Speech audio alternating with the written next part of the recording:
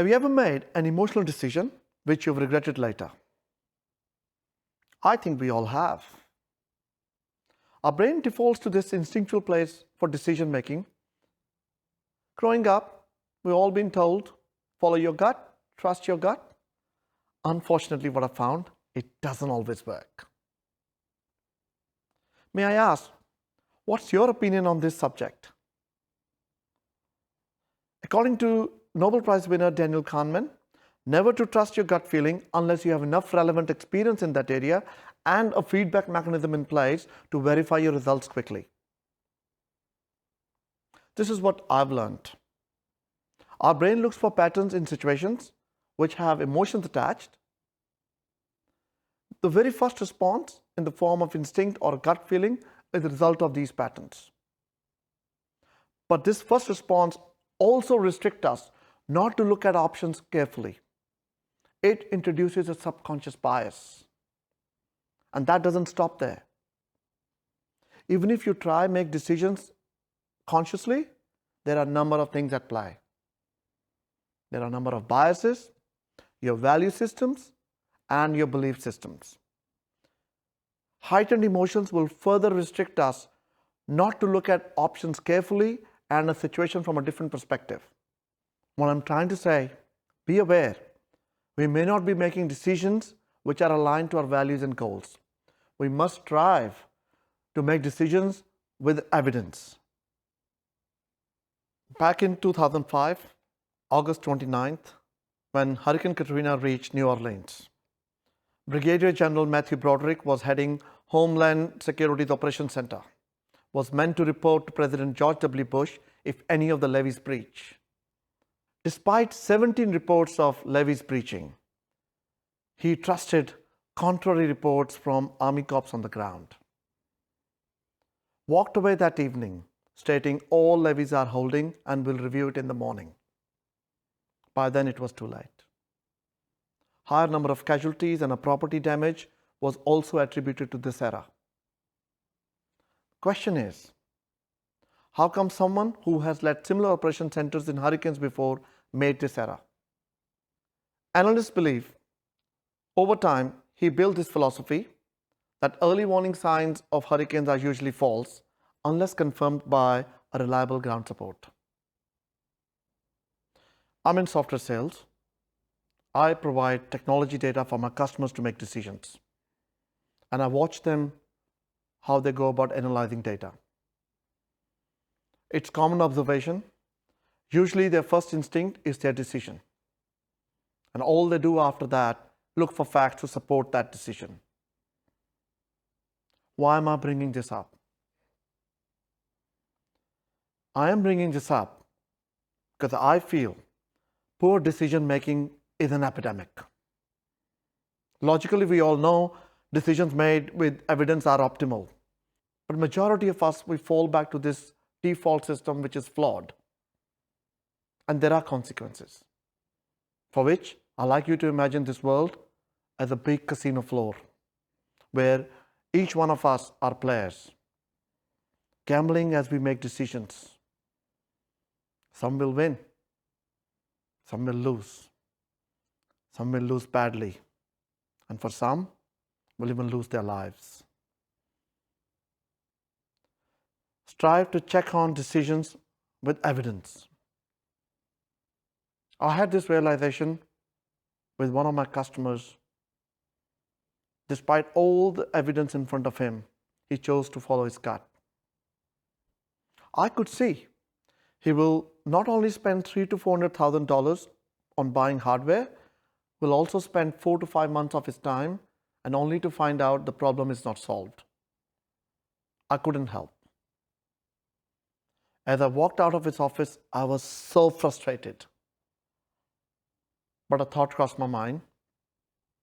I've seen this time and again. I've got to do something about this. As a result, I went into research. I studied various different decision-making models. Rational, bounded rational, spiral, and many others. As a result, I came up with this framework. I call it Gamma. I built this framework so that you don't make those mistakes. Before anyone applies Gamma, it is very important we must analyze our emotions and any limiting beliefs. Acknowledge them, write them down. And as for Gamma, G stands for goal, the outcome you're looking for. The trick to this step is make it measurable and achievable. A stands for analyze options. This is about the factors you need to consider to achieve that goal.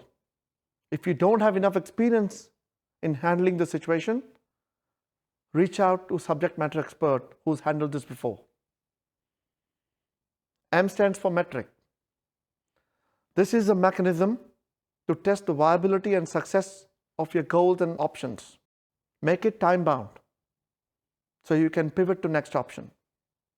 And the final A is for action. This is a step about the courage to implement decisions.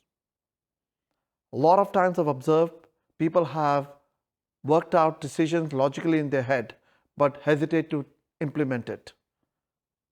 In that situation, you will need an accountability partner who would give you a nudge to take a leap of faith. So far, I talked about not relying on your default decision system. Check on evidence. But there are complex situations, if not handled in time, could have dire consequences. And it is for these situations you need a decisive action, which is aligned to your values and goals. What I found, having clarity of your values and goals helps you cut through any bias and limiting factors. I've been stuck in my career for years. At the start of this job, the first 2 years, I got accolades, awards, recognition, and then it flatlined. No growth, no promotion. I attended training after training. I learned skills after skills, but got nowhere. I even reached out to management asking what am I missing? I didn't get any satisfactory answers. It became the whole focus of my life. It was as if living in a bubble, scared. When I applied Gamma, I spent a lot of time analyzing my emotions. I found hope, I found fear, and I found many limiting beliefs. I acknowledged them. And then I jumped in my favorite chair, focusing on the goal, the outcome I'm looking from my career. It was about growth and security. And it came down to 3 things which are attainable and measurable. The very first one, money. I was looking for a certain amount of money to secure future of my family. Second, it was about getting respect in the industry. And third was being independent. Being independent, I had no idea how to go about. And I found it risky, so I parked it for next iteration. And I focused on the first 2. It's then I realized, so far I've been chasing promotion. What I really want is money and respect in the industry. That gave me the clarity. I quickly broke down the money component to a monthly figure, and I found it doable. I worked out the options of trying to achieve that through my existing job, or look outside, or maybe work with my partner. For the respected industry, I had vague ideas. So decided to seek a mentor. These 2 became my decision points. The figure became my metric. I time bound them for 12 months. If I don't get the money component and the guidance, I will pivot to next option. At the end of this exercise, I felt the fog in my head started to clear. A gust of hope filled me. I tasted freedom. With the success I had, I started sharing Gamma with others. And my paths crossed with these two women, Susan and Melissa, in a social setting.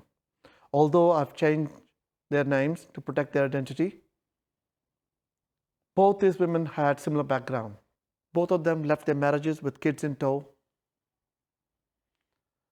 were overwhelmed with insecurities, and had to start from scratch. Both of them now have successful businesses.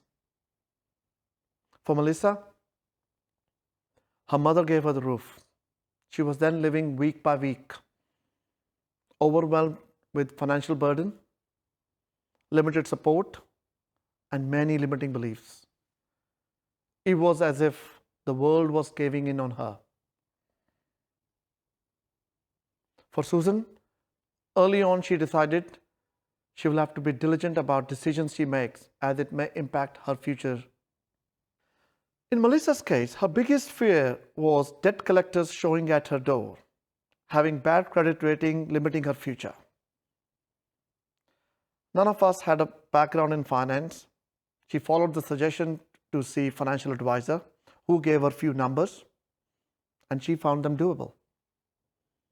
She is still following the number with discipline, ensuring there's always money there to pay her debts first, even if that means going few nights just on toasted sandwich. She's happy to do it. This is how she claimed control on her life. And for Susan, although she is quite methodical, analytical, fact-driven, always keeps her emotions in check, even she admitted she's been stuck from last 5 years, unable to expand her business. Her biggest fear was losing the money she has and going to depend on her partner. She's scared to take a business loan and does not know how to bring others to work for her. 2 suggestions were made. First, seek someone who can write a robust business plan with a specific ask for 12 months and 18-month decision points so she can pull out and cut her losses.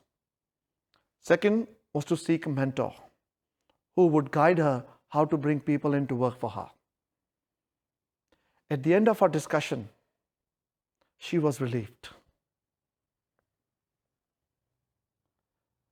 I've seen so many people, including me, who fell prey to this poor decision making and limiting beliefs.